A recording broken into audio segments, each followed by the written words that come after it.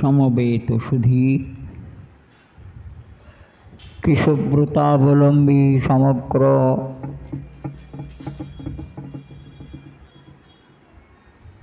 কৃষ্ণ ভক্তি রসিক সমগ্র ভক্ত সদস্যবৃন্দ,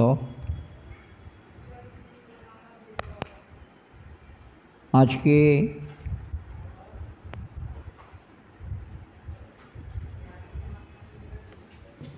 বোধহয় 30শে বৈশাখ,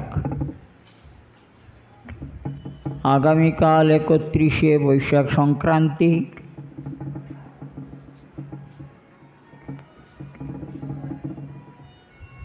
নারায়ণশিলা শিবলিঙ্গ তুলসীতে জলধারা দান সমাপ্ত, কেশবব্রত সমাপন। আজকে সম্বোধন করে বলছেন যে মহারাজ,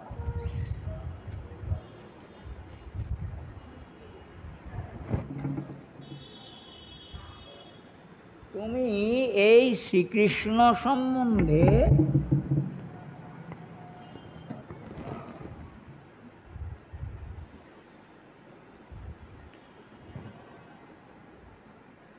এই বিষয়টা অবগত হও যে শ্রীকৃষ্ণ সমস্ত আত্মারও আত্মা, আত্মারও আত্মা। শুধু তাই নয়, জগতে জীবগণের কল্যাণ সাধনের নিমিত্ত নিজ যোগমায়া অবলম্বন পূর্বক দেহ ধারণ করে এখানে এসেছেন।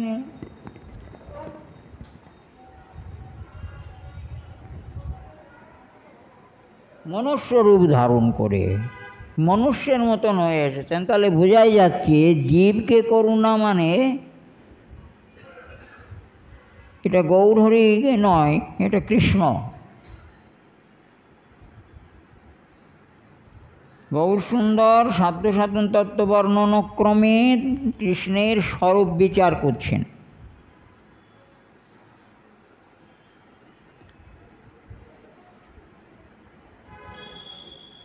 এ গৌরহরি নন, কৃষ্ণের কথা বলা হচ্ছে। মানুষ রূপ ধারণ করেছেন মানুষের সঙ্গে মিশবেন বলে।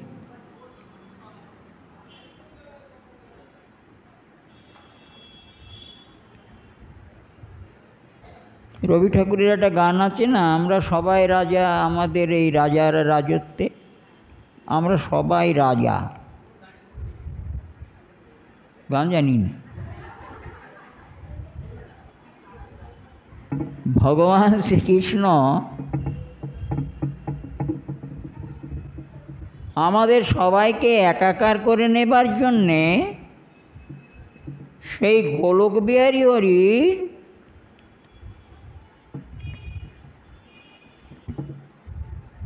যিনি স্বয়ং ভগবান,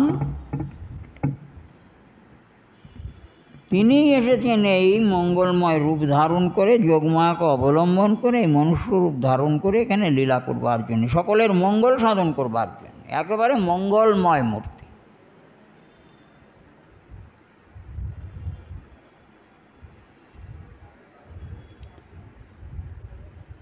তো কার মঙ্গল সাধন করবার জন্যে? মনুষ্যগণের।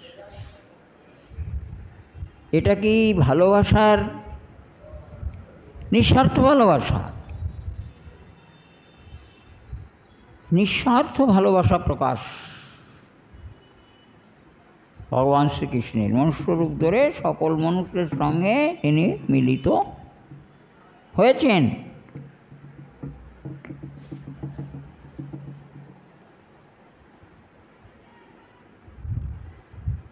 অশেষ বিশেষ ভগবানের লীলা, কত শুনব কত জানব তার এয়ত্তা নেই। সেই জন্যে গীতায় ভগবান শ্রীকৃষ্ণ অর্জুনকে বললেন যে অর্জুন শোনো, অথবা বহুনে নৈতেন কিং জ্ঞাতেন তবার্জুন বিষ্টভ্যহম ইদং কৃষ্ণম একাংশে ধার্যতে জগৎ বা একাংশে স্থিত জগৎ। দেখো, জানতে জানতে জানার শেষ সীমা পাওয়া যাবে না, তাই বেশি জেনে লাভ কি আছে?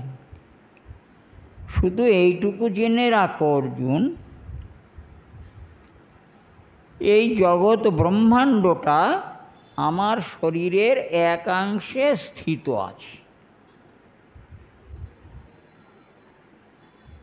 সমস্ত ব্রহ্মাণ্ডটা আমার শরীরের একাংশে স্থিত আছে, অবস্থান করছে। আর বেশি কি জেনে লাভ কি? তুমি আমার কত ঐশ্বর্য জানবে?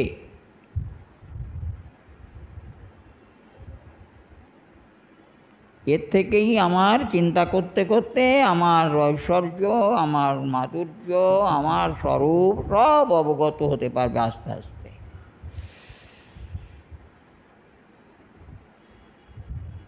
তোমা চাখাইতে কহি আগে বিন্দু, ভাবিতে ভাবিতে পাবে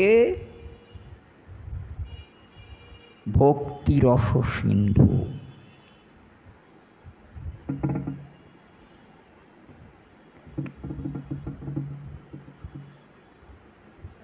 কৃষ্ণলীলা, কৃষ্ণর মহিমা মাধুরী এক বিন্দু তোমায় আস্বাদন করাবার জন্য দিলাম। একে যত ভাবনা করতে করতে রসসিন্ধু পার পেয়ে যাবে। যত ভাববে তত রসসিন্ধু পার পাবে। কৃষ্ণ লীলা রস সিন্ধু।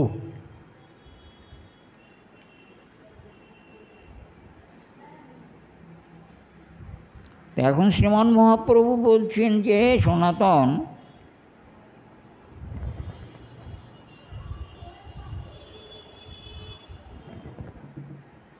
ভক্তে ভগবানের অনুভবে পূর্ণ। ভক্তে ভগবানের অনুভবে পূর্ণ, কবিরাজের কলম।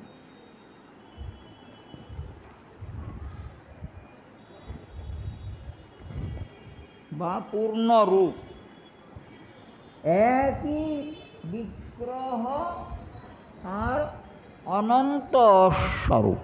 একই বিগ্রহ তার অনন্ত স্বরূপ।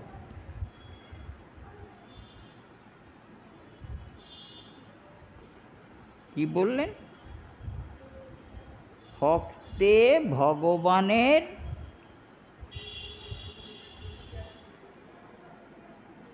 ভক্তি না থেকে কিছু হবে।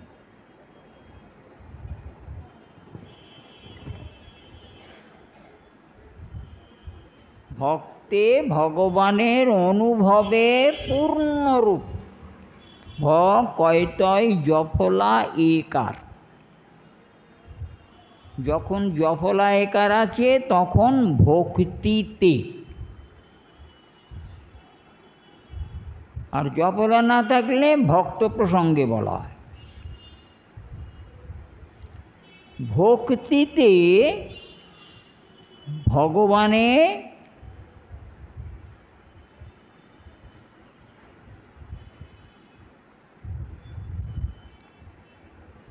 কি হবে না, আর আস্বাদন আর কি, যেটা বলা হয় আস্বাদন, অনুভব। কেবলমাত্র বিশুদ্ধ ভক্তিযোগের দ্বারাই প্রাপ্ত হয়। বিশুদ্ধ ভক্তিযোগ করতে হয়, ভক্তিযোগেতে তার পূর্ণরূপ জানা যায়।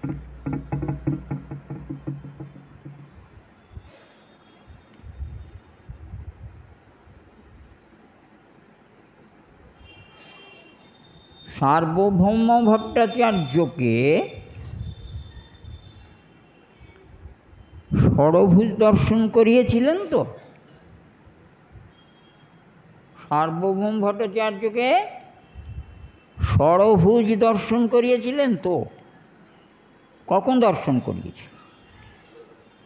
যখন সার্বভৌম ভট্টাচার্যের প্রতি কৃপা পরবশ হয়ে তাঁকে ভক্তিযোগ দান করেছিলেন, ভক্তি দান করেছিলেন। সেই ভক্তি তার মধ্যে প্রবল হয়েছিল। ওখানে অনেক কথা আছে। এই ভক্তি প্রাপ্তির পর আর তার পাণ্ডিত্যের সূত্রে যিনি পাণ্ডিত্য বলে ঈশ্বর স্বরূপে অনেক কিছু অবগত হয়েছেন, তাকে তার স্বরূপ দেখালেন। তিনি কে? ষড়ভুজ, একই রূপ, ছটি হাত হলো, একই রূপ, ছটা হাত। তীর ধনু, ধনুর্বাণ, বংশী, দণ্ড, কমণ্ডল। ধনুর্বাণ, বংশী আর দণ্ড কমণ্ডল ত্রেতা, দ্বাপর, সত্য, এই কলি, তিন যুগের রূপ তাঁর শরীরে সার্বভৌমকে দর্শন করালেন।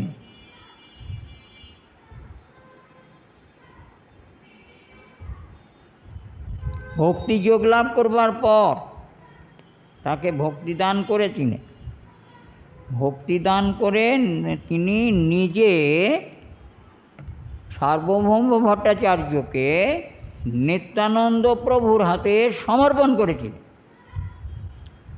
দেখুন, নিত্যানন্দ প্রভুর কৃপা ছাড়া মহাপ্রভু অঙ্গীকার করলেও নিত্যানন্দ প্রভুর কৃপা প্রয়োজন। ভাণ্ডারী,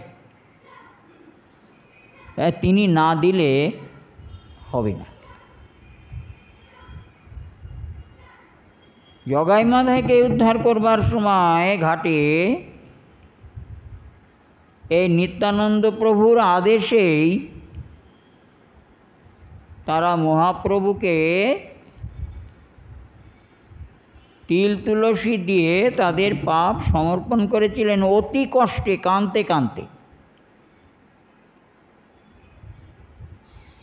নিত্যানন্দ প্রভুর আদেশে, তাকে অতিক্রম করতে পারেন। যাকে এসব অনেক জটিল কথাবার্তা আছে, জায়গা বিশেষে এসবগুলো প্রকাশ পায়, বলতে হয়। তো সার্বভৌমকে সর্বভুজ দেখানো মানেই তো সব কিছু আমার মধ্যে, সব কিছু আমি, এটাই তো প্রমাণিত হল।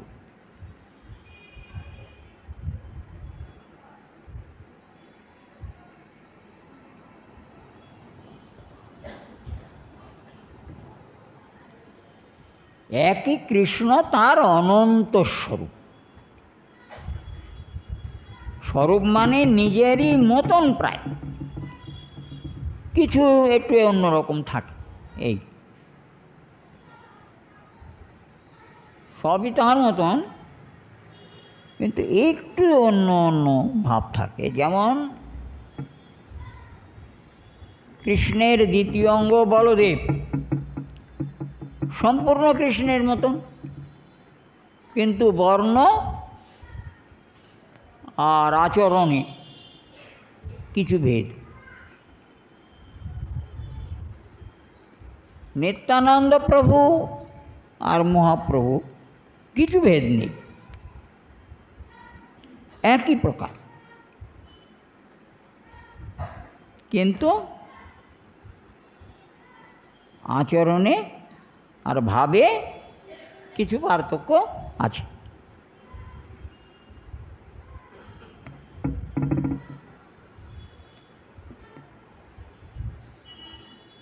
একই স্বরূপ। স্বরূপ মানে প্রায় তার মতন, একটু এদিক ওদিক, এইটা স্বরূপ। এরকম অনন্ত স্বরূপ কৃষ্ণের। কে গণে তার সীমা? সীমা গণনা করা যায় না, তবে টুকটাক ওই দৃষ্টান্তের দ্বারা তাকে বোঝানো হয়েছে। মহাপ্রভু তাই বুঝিয়েছেন, কবিরাজ সে কলমে তা তুলে ধরেছে।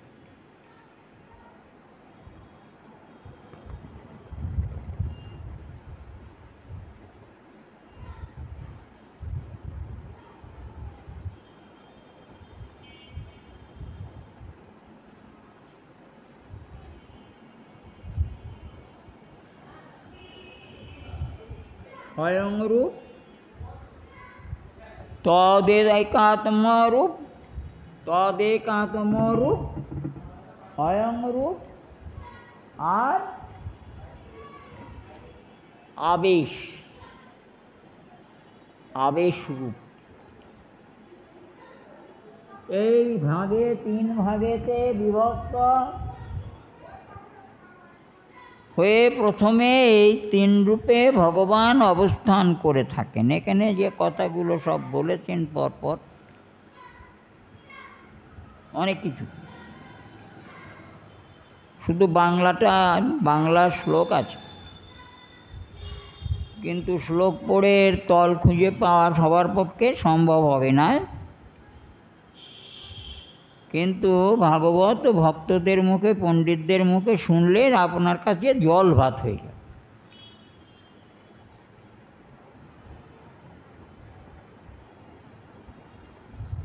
তাহলে স্বয়ংরূপ, তদেকাত্মরূপ আর আবেশ, এই তিন রূপে ভগবান থাকেন। প্রথম অবস্থায় এই তিন রূপে ভগবান অবস্থান করে থাকেন। স্বয়ংরূপ এক কৃষ্ণ, ব্রজে গোপের নন্দন। এই কথাটা কিছুতেই ছাড়া যাবে না। স্বয়ংরূপে এক কৃষ্ণ, ব্রজে গোপেন্দ্র নন্দন।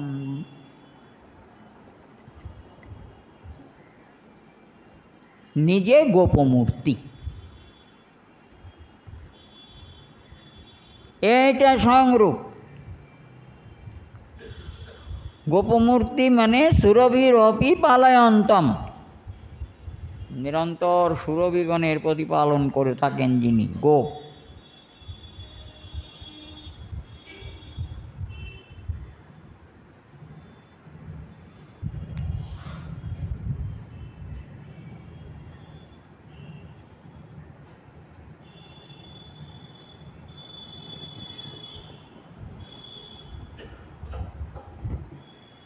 ওইটা প্রভাব আর বৈভব, এই দ্বিবিধ বিলাসে বিরাজিত আছে। স্বয়ং গোপরূপ কৃষ্ণর প্রভাব আর বৈভব, এ দুভাবে আবার ব্রজে প্রকাশ হয়েছে।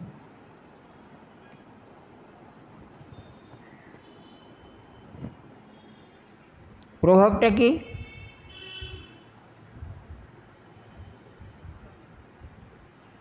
এক রূপ, এক রূপ কৃষ্ণ, আর সেই এক রূপ কৃষ্ণ,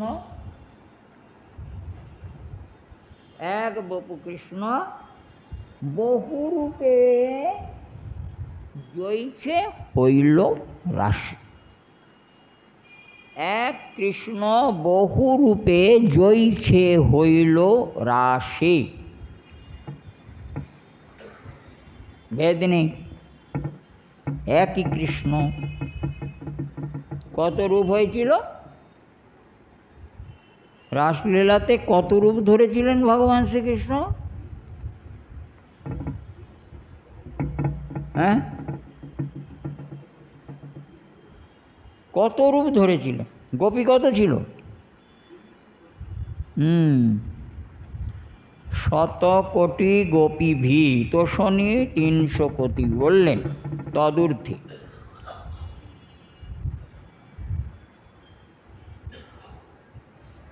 পড়তে হবে। তাহলে কৃষ্ণ কতগুলো হয়েছিলেন? একটা কম হয়েছিলেন? একটা কম হননি। যত গোপী তত কৃষ্ণ, যত গোপী তত কৃষ্ণ। তো রাসলীলা চক্রাকার, এক মুহূর্তে রহে রাধা পাশ, আর মূল মূর্তিতে এক মূর্তিতে তিনি রাধার পাশে অবস্থান করছেন মাঝখানে।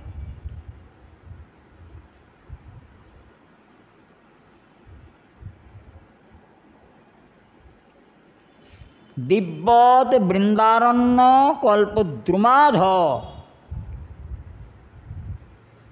রত্নাগার সিংহাসনস্থৌ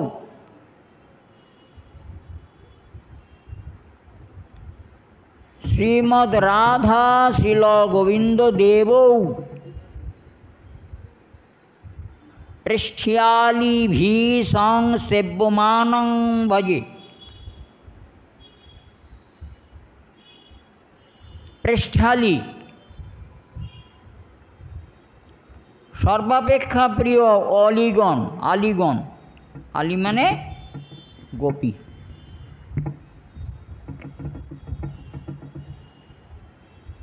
দিব্যৎ বৃন্দারণ্য কল্পদ্রুমাধ শ্রীমৎ রত্নাগার সিংহাসনস্থ, অর্থাৎ রত্নগৃহ এবং রত্ন সিংহাসন।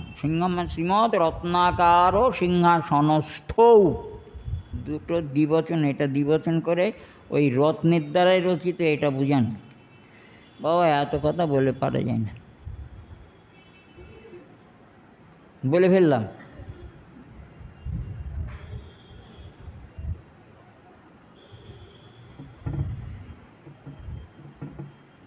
খুব ব্যাপারটা তো বুঝতে হবে না। এখানে সিংহাসনস্থও মানে সিংহাসন উপরও হতে পারে, উপরই, আর গৃহটাও রত্নের দ্বারা রচিত এবং রত্ন সিংহাসন, দুটি।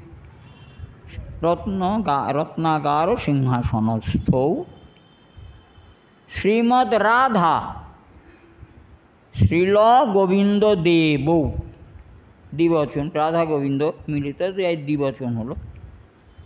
পৃষ্ঠ্যালীভি সংসেব্যমান, অতি অতি প্রিয় আলিগণের সঙ্গে মানে সখীগণের সঙ্গে নিরন্তর সংসেব্যমান হচ্ছেন, অর্থাৎ নিরন্তর সেবাপ্রাপ্ত, সেবিত হচ্ছেন রাধা গোবিন্দ। এটাই হচ্ছে কৃষ্ণের লীলার উদার চরিত্র। রাসলীলায় 300 কোটি গোপীর সঙ্গে 300 কোটি কৃষ্ণ হয়েছিলেন, এটা প্রভাব বিলাস, কৃষ্ণের অলৌকিক প্রভাব। এটাকে প্রভাব বিলাস বলা হয়। এইখানে যে কৃষ্ণ আছেন সবাই স্বতন্ত্র।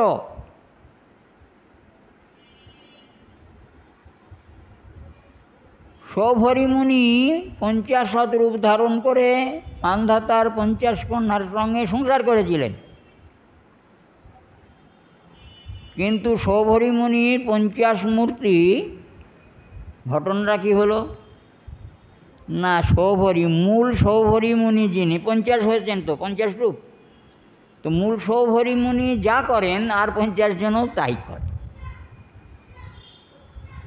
ইনি হাত নাড়লেও 50 জন হাত নাড়ে, ইনি খেতে বসলে 50 জনই একসঙ্গে খেতে বসবে, ইনি কোনো কার্য সাধন করলে 50 জনই কার্য সাধন করবে, ইনি তপস্যায় বসলে 50 জনই তপস্যা বসবে, মানে এক রকম করে। কিন্তু গোবিন্দ ব্রজেন্দ্রনন্দনের লীলা তা নয়, প্রত্যেকেই স্বতন্ত্র ভাবযুক্ত হয়ে স্বতন্ত্র লীলায় গোপীদের সঙ্গে ক্রীড়া করছে। কেন এত রূপ? যদিও এখানে দরকার অত হয় না, তবু আমারে হয়তো আপনারা একটু বাচাল বলতে পারেন, বেশি বকে, তাই না? অনেকে হয়তো মনে মনে বলেন যে এটা বড্ড বেশি বকে সুখদেব, কেউ হয়তো মনে করতে পারেন, করেন হয়তো।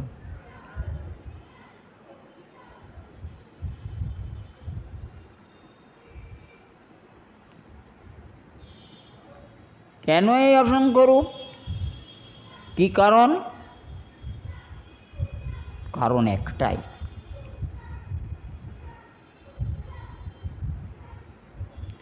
এইখানে যে ভক্ত আছেন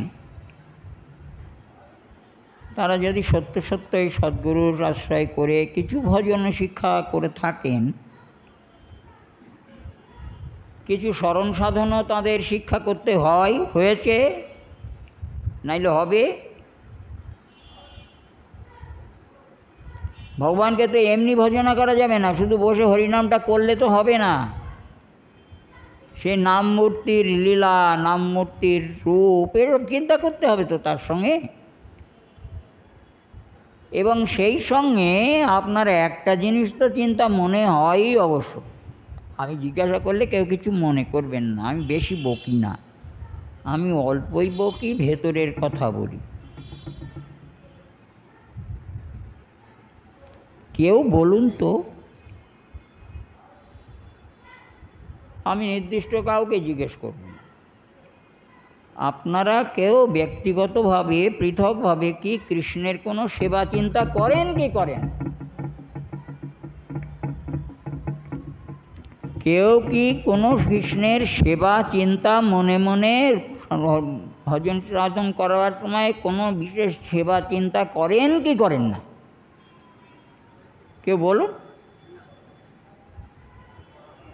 আমি একথা বলছি না যে আপনাদের বলতে হবে সেই সেবাটা, না, আমি তা বলবো কেন, সেটা বলতে পারি না, এটা যার যার ভজনের গোপনীয়তা। কোনো একটা বিশেষ সেবা চিন্তা আপনার আছে কি নেই?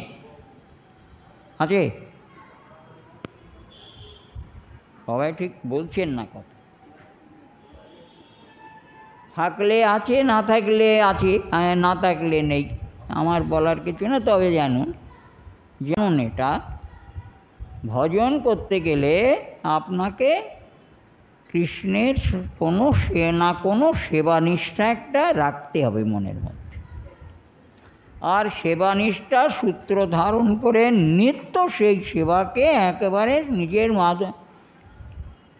ভেতরে ওতপ্রোতভাবে সংযুক্ত করে কৃষ্ণের সেই সেবাতে আপনার চিন্তা থাকবে। যার যেমন সেবা চিন্তা আছে, কৃষ্ণেতে কেউ কখনো কোনোটা বাদ হয় না, বাতিল বলে কোনো বস্তু নেই।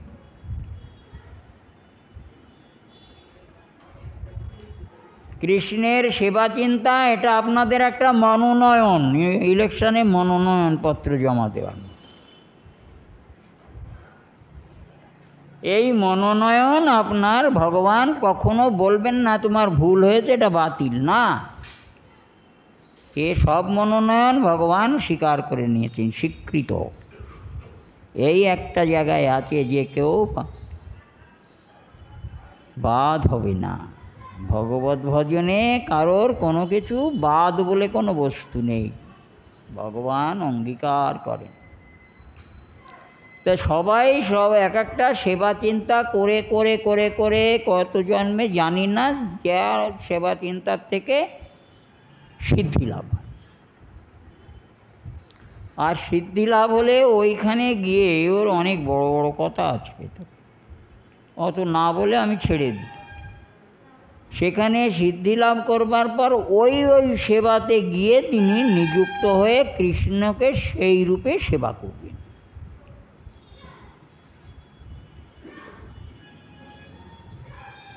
কোন উপায়ে করবেন, কিভাবে করবেন, সেগুলো আর আমার বলার ক্ষমতা নেই এখন।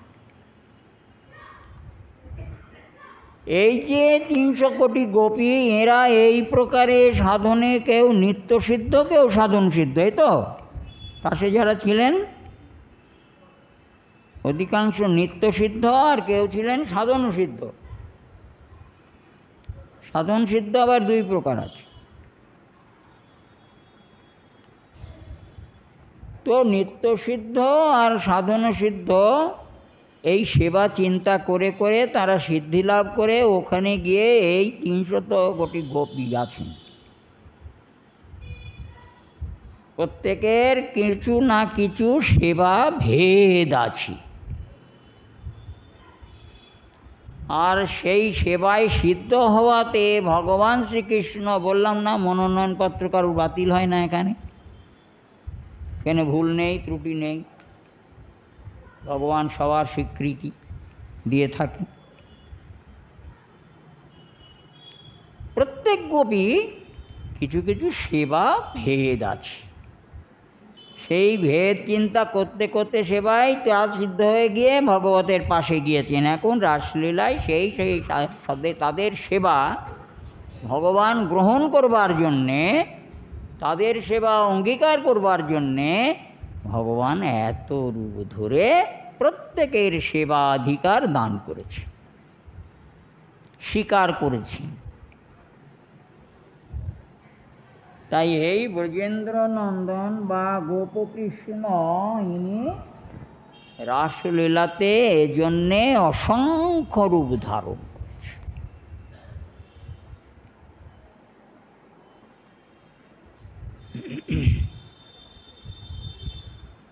এই যে এখানে ফ্যানটা চলছে না, এই ফ্যানটাকে ছোট কমানো বাড়ানো করানোর জন্য একটা রেগুলেটর থাকে, একটা বোতাম।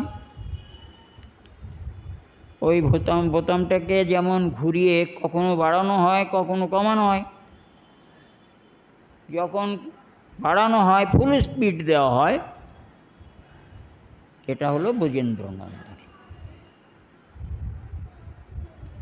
ফুল স্পিড যখন, তখন ব্রজেন্দ্রনন্দন পরিপূর্ণ রূপরস মাধুরীর একেবারে আশ্রয়স্থল। এবার আমি 5 থেকে 4 দিলাম, তাহলে একটু পাওয়ার কমে যাবে তো, ফ্যানের ঘোরা একটু কমবে না? কমবে না। এটা মথুরায় গেল, একটু কমে গিয়েছে। মথুরা কৃষ্ণ খুব সহজভাবে আমি বলার চেষ্টা করছি, ওখানে একটু প্রভাব কমে গেল।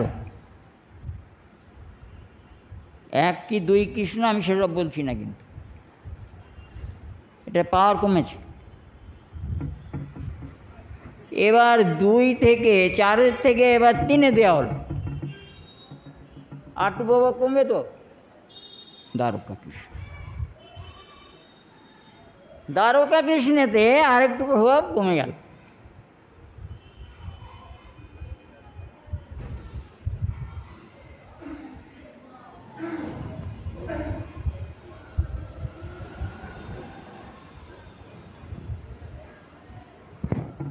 আর এই যখন দ্বারকা লীলাতে একটু পাওয়ার কমে গেল, তখন তিনি যে রূপ ধরে লীলা করেছিলেন বা যেভাবে লীলা করেছিলেন, ওটাকে কি বলা হয়?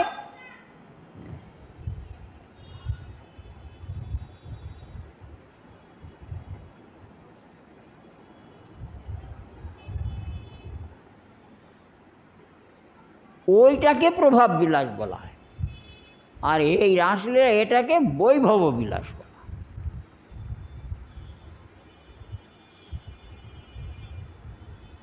প্রভাব বিলাস, সেখানে কি হয়েছিল?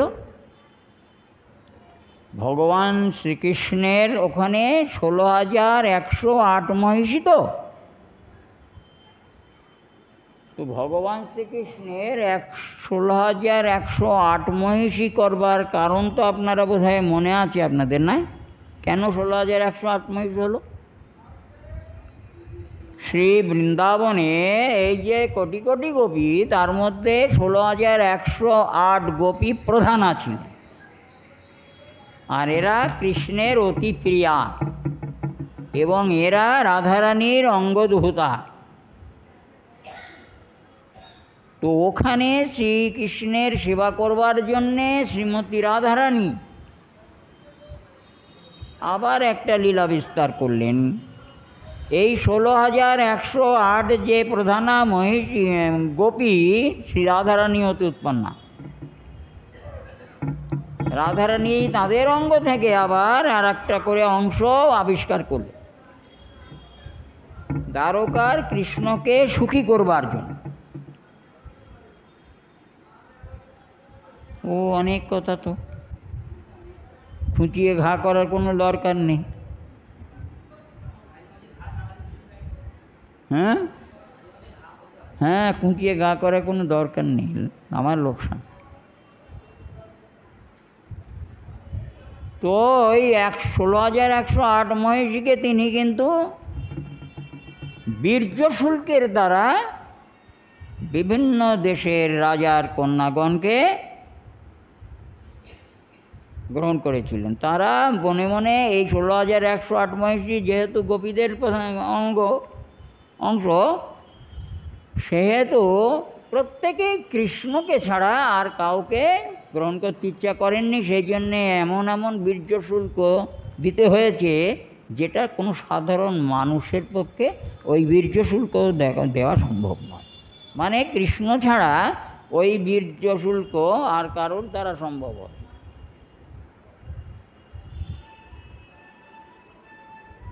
এভাবে তাদের প্রতিজ্ঞা বা প্রতিশ্রুতি রক্ষা করেছেন ভগবান শ্রীকৃষ্ণ। বীর্য শুল্কের দ্বারা তাদের সংগ্রহ করেছেন 16,108 জনকে। বিয়ে করেননি একটাকেও, সব এনে এনে রেখেছে। তার মধ্যে ধরুন 16,000 তো নরকাসুরের জেলখানায় বন্দি ছিল না, তাদের উদ্ধার করে নিয়েছেন সব কটারে। এখন অন্য রাজন্যবর্গ কর্তৃক স্পৃষ্ট নারীগণ তারা সমাজে অচ্যুত, কেউ নেবে না তাদের। তাহলে কি হবে? তারা মনে প্রাণে তো গোবিন্দকে ডাকত, আর গোবিন্দও জানতেন যে এরা মনে প্রাণে আমাকেই চিত্ত সমর্পিত করে রেখেছে। তাই এদের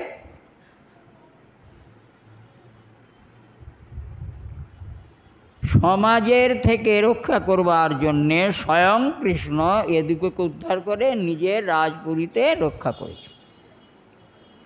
আজকে সেই দ্বারকাপতি কৃষ্ণ কি করছেন না, এই 16,108 জনকে এককালে 16,108 গৃহে, বাবা গো, বাপের জন্মে এমন বিয়ে দেখিন। 16,108 জনকে 16,108 গৃহে নববধূর সাজিয়ে ভগবান শ্রীকৃষ্ণ বর সেজে 16,108 রূপ ধরেছে। 16,108 রূপ ধরে এই সারা গৃহে প্রত্যেকের কাছে অবস্থান করে প্রত্যেক গৃহে পুরোহিতে বিবাহ সম্প্রদান করছে। একই লীলা সব জায়গায়, একসঙ্গে একই লীলা, সব ঘরে বিয়ে হচ্ছে। দেবর্ষি নারদও দেখেছিলেন। এই দেবর্ষি নারদ তো বৈকুণ্ঠপতির পার্ষদ, উনি দ্বারকায় কেন যাবেন? আমি আবার ওই জায়গায় যাব না, আবার কথা বাড়বে। তো দেবর্ষি নারদ যখনই দ্বারকায় আসতেন 3 মাস করে থাকতেন, 3 মাস করে ওই কৃষ্ণের লীলা দর্শন করতেন, কৃষ্ণকে দর্শন করতেন। তাই জন্য এখানে থাকতেন। কেন না, বৈকুণ্ঠপতি অপেক্ষা কৃষ্ণের, দ্বারকাপতি কৃষ্ণের পাওয়ার একটু বেশি আছে। মানে রূপ সৌন্দর্য বৈকুণ্ঠপতির চাইতে দ্বারকাপতির একটু বেশি। কি হবে এত ভেতরের খবর শুনি? কী কাজে লাগবে আমাদের? MA BA পাস করে, BA MA পাস করে, কত কি পড়াশুনো করে এসে একটা চাকরি করে, চাকরিতে গেলে ও বিদ্যা লাগেই না ধরতে গেলে। ঠিক বলছি কি না? যা টাকা পয়সা খরচ করে যা পড়াশুনো করেছি, একটা চাকরি পেলে সেই চাকরিতে গিয়ে দেখা যায় ওসব বিদ্যার বেশিরভাগই লাগছে না।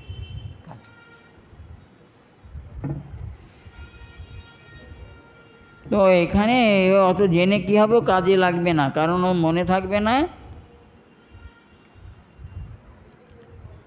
পাঠের শেষে সবাই একটা করে আড়ামোড়া দেবেন আর ওই জায়গাটা জায়গায় রেখে চলে যাবে।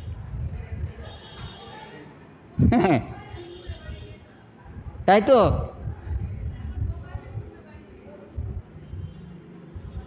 পরে জিজ্ঞেস করলে বলতে পারবেন। তো যথারীতি 16,108 মহিষী বিবাহ হচ্ছে একভাবে, সব ঘরে এক প্রকার। কিন্তু তাই বলে কৃষ্ণ এখানে হাত নাড়লে আরগুলো সবাই যাওয়াই হাত নাড়ছেন তা নয়, কিন্তু পৃথক ভাব, পৃথক সামর্থ্য, পৃথক রূপে বিবাহ করছে। দেবর্ষি নারদ তো ভগবানের এরকম বহুরূপ সংসার লীলা দর্শন করেছিলেন। কোনটা আসল কৃষ্ণ তো বুঝতে পারছেন না।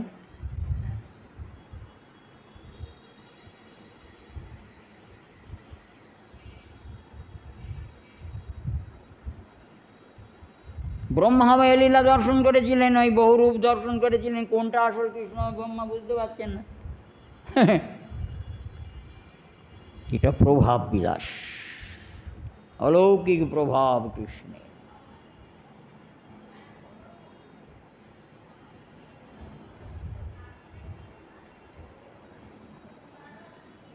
তাহলে সৌভরী আদির কায়বুহের মতন ভগবান শ্রীকৃষ্ণের কায়বুহ এক নয়, কিন্তু ওটা সৌভরীর একটা মায়া মূর্তি। সৌভরী স্বয়ং সৌভরী যা করবেন আরগুলো তাই করবে। যেমন 100টা আয়নার সামনে আপনি একা দাঁড়িয়ে থেকে যেরকম করবেন 100টা আয়নাতেও সেই প্রকারই দেখা যাবে, তাই না? এই আরশিতে দেখার মতনই সৌভরী মুনি 50 রূপ ধরলে কি হবে, মূল সৌভরী যা কর্ম সাধন করেন, স্নান করতে গেলে আর সব 50 জনই স্নান করতে যায়, খেতে বসলে 50 জনই খেতে বসে, এক ক্রিয়া। তো ভগবানের ক্ষেত্রে সেটা নয়, তিনি স্বতন্ত্র লীলাময় হরি, স্বতন্ত্রভাবে প্রত্যেক মূর্তি স্বতন্ত্র ক্রিয়া সাধনে সমর্থ। দ্বারকায় যে লীলাটি হলো এটাকে প্রভাব বিলাস বলা।